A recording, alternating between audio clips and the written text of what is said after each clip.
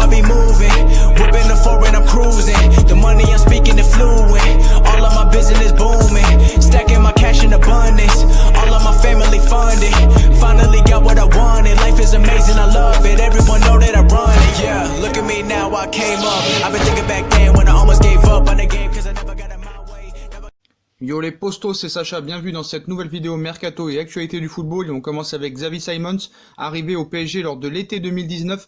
Xavi Simons est sous contrat jusqu'en 2022 avec le club de la capitale. Considéré comme un joueur à fort potentiel depuis de nombreuses années, le joueur de 17 ans espère lancer sa carrière professionnelle chez les Rouges et Bleus. Dans la mini-série Made in Paris épisode 6 réalisé le 23 mai en immersion avec les U19, le milieu offensif néerlandais a déclaré ne pas regretter son choix de rejoindre le PSG. Il a notamment précisé qu'il s'inspirait de Marco Verratti dans son style de jeu. Il cite « Le PSG est un très grand club, une très belle ville. Le club a parié sur moi et j'ai aussi décidé de parier sur lui. Je voulais aussi une nouvelle aventure, je crois que c'était un bon changement et tout se passe très bien. Son modèle, je m'inspire de Marco Verratti. J'aime beaucoup sa façon de jouer. Marco est un joueur intelligent. Il sait quand conduire le ballon, comment faire la bonne passe. Pour un joueur qui joue au milieu de terrain, c'est très important. » Donc, il a aussi dit qu'il espérait faire ses grands débuts avec l'équipe professionnelle la saison prochaine et qu'il espère enfin faire un match de Ligue 1. Il a quand même encore les objectifs de Youth League et de Gambardella dans sa tête.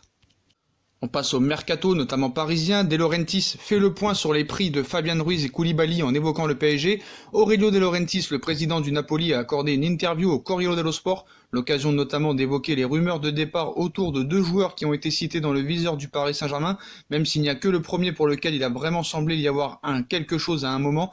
Kalidou Koulibaly, défenseur central de 28 ans, et Fabian Ruiz, milieu de 24 ans.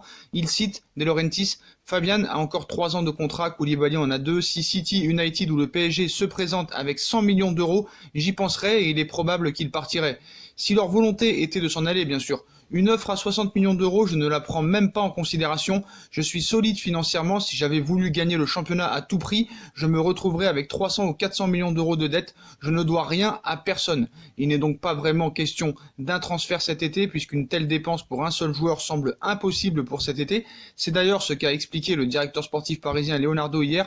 Cela fait quelques semaines que la piste Koulibaly a l'air de s'éteindre, cela se confirme maintenant. Celle menant à Fabian n'a presque pas eu le temps d'exister. Reste à attendre pour voir le recrutement du PSG se préciser, ce qui risque d'être, car la fin de la Ligue des Champions en août aura une influence sur les capacités financières du club parisien.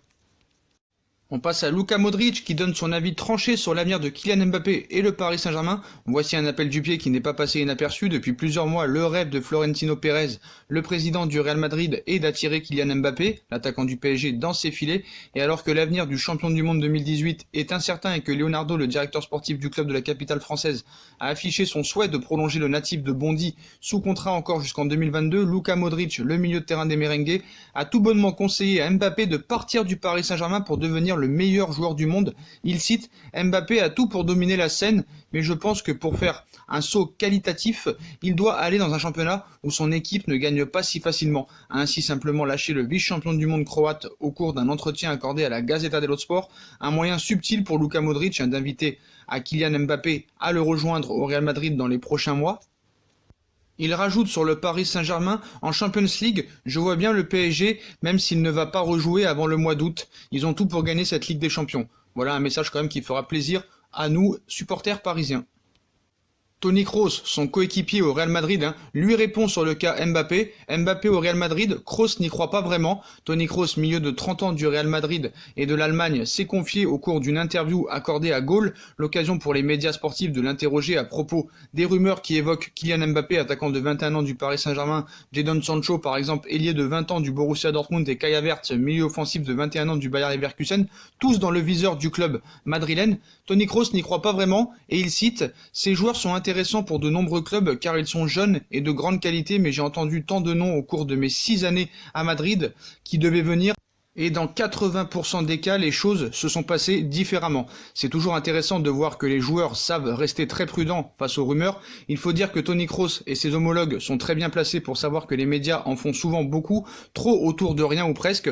Pour ce qui est de Mbappé, on peut penser qu'il soit intéressé par une signature au Real Madrid un jour, et le club madrilène aimerait sans doute avoir l'international français dans son effectif, mais c'est très loin d'être fait pour le moment. Le jeune attaquant a du temps avant de se lancer dans une nouvelle aventure et le PSG ne laissera laissera pas facilement partir son joyau. Une prolongation de contrat, il est lié à Paris jusqu'en 2022 pour le moment, et même envisageable, donc il prolongera sûrement au Paris Saint-Germain.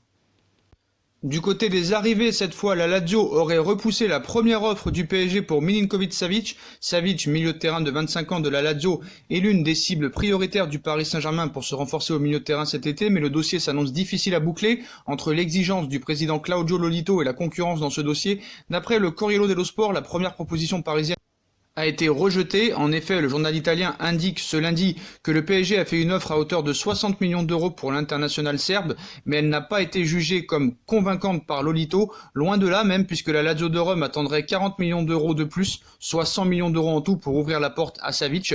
Ce dernier resterait une cible du PSG qui pourrait revenir à la charge avec une meilleure proposition en fonction de ses résultats sur la fin de la Ligue des Champions 2019-2020. Rien d'impossible, puisque le directeur sportif parisien Leonardo a évoqué l'importance de cette fin de compétition décalée pour le mercato. En attendant, le Corriere dello Sport rappelle qu'il y a une grande concurrence pour Milinkovic-Savic, la Juve, le Barça et la Première Ligue, notamment United, sont évoqués. On reste toujours prudent face aux détails donnés par les journaux à propos de rumeurs puisqu'il n'y a rien de confirmé. Cependant, le tout est crédible, et va dans le sens des échos qui ont dans ce dossier. Le PSG a sa chance, notamment avec Milinkovic-Savic qui est intéressé, mais s'imposer s'annonce compliqué face à la demande de la Lazio, surtout que le club italien peut s'appuyer sur une grosse concurrence, donc affaire à suivre. Le PSG voudrait recruter les deux frères Hernandez cet été. Cet été, le Paris Saint-Germain va chercher à recruter en défense alors que Thiago Silva, défenseur central de 35 ans, Kurzawa, arrière gauche de 27 ans et Thomas Meunier, arrière droit, vont partir à la fin de leur contrat. Plusieurs pistes ont déjà été évoquées sans confirmation. Ce lundi, la Cadena Ser lance l'idée du recrutement des frères internationaux français Théo Hernandez de l'AC Milan et défenseur central qui peut jouer sur le côté de 24 ans qui est au Bayern de Munich. L'objectif numéro 1 du club français en défense centrale est Lucas Hernandez. Son adaptation au Bayern de Munich n'a pas été celle espérée, ni comme défenseur central, ni comme latéral sur le côté. Il a été dépassé par Alphonso Davies et le club allemand, même s'il a recruté il y a un an, ne verrait pas d'un mauvais œil de récupérer une partie de son investissement de 80 millions d'euros. L'opération n'est pas simple, mais elle n'est pas impossible. Le PSG a commencé les conversations avec l'entourage de Lucas Hernandez pour connaître son avis sur ce transfert. Et il y a un point qui peut attirer son attention, il pourrait retrouver son frère. Paris cherche un latéral gauche et l'option Théo Hernandez est aussi sur la table, les contacts sont lancés, l'opération n'est pas simple mais elle n'est pas impossible, des affirmations face auxquelles on reste forcément très prudent puisqu'il n'y a rien de sûr. On peut accorder aux médias espagnols que le PSG peut s'intéresser à ces deux défenseurs de haut niveau, sauf qu'il n'y a rien de plus, surtout qu'il s'agit de pistes qui seraient sans doute très coûteuses. Le Bayern de Munich ne voudra peut-être pas 80 millions d'euros pour Lucas Hernandez, mais il ne fera pas un cadeau non plus. Quant à Théo Hernandez, c'est un prix d'au moins 50 millions d'euros qui a été évoqué dernièrement. Ce genre de dépenses ne semble pas être dans les plans du Paris Saint-Germain pour cet été, alors que le directeur sportif Leonardo a plutôt parlé d'un recrutement créatif, ce qui n'empêche pas de préparer un gros coup, mais on ne s'attend pas à cette dépense d'au moins 100 millions d'euros pour les deux frères, sans oublier que l'AC Milan et le Bayern de Munich ne sont pas forcément vendeurs, et les joueurs peuvent avoir une autre envie que de signer au Paris Saint-Germain. Voilà les postos, voilà pour toutes les infos mercato et actualités du football, comme d'habitude. Dites-moi en commentaire ce que vous en pensez, je compte sur vous pour bombarder la barre de like, on partage, on commente, on s'abonne, on active la petite cloche pour être tenu au courant des vidéos mercato qui vont sortir. Je compte sur vous pour me rejoindre sur mes différents réseaux sociaux ainsi que sur Utip et sur ma deuxième chaîne YouTube No Feeling. Voilà les postos, je vous souhaite à tous une bonne continuation, prenez soin de vous et à très vite pour une nouvelle vidéo les postos. Tchuss.